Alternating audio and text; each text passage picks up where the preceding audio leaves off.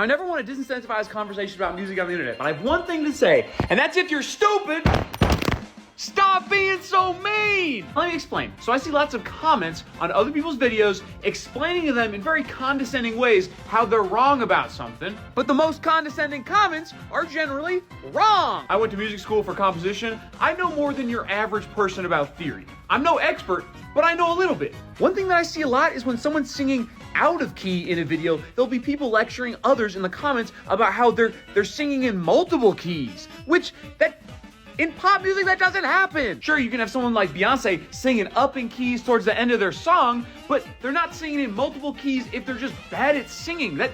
That's not what it is. The same thing goes with polyrhythm. A lot of times I see people just calling complex rhythms polyrhythm. It's like, no, that has a specific meaning that you're not using correctly. And it's kind of the same thing when people are talking about time signatures and they're like, oh, it's in like 1117. This is and so all that I'm saying, you don't have to be right about everything. I'm not right about everything. But if you're going to be wrong, try not to be mean and stupid and public about it. Because if you're lecturing somebody about what they're doing wrong, but you're wrong and I'm reading it, this is how it makes me. I saw a couple comments yesterday and I'm still kind of thinking about them. And a lot of the same thing goes into conversation about music tech and autotune and things like that, which just becomes this boogeyman that nobody actually understands. But no, it's pretty easy to understand because everybody uses autotune because no one's exactly perfect. Everything on the radio probably has autotune on it. And that's okay because it's a tool. But people singing in their kitchens, if they don't have a microphone, it's fake.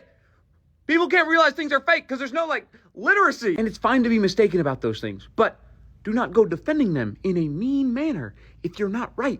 Something that is an easy Google search away.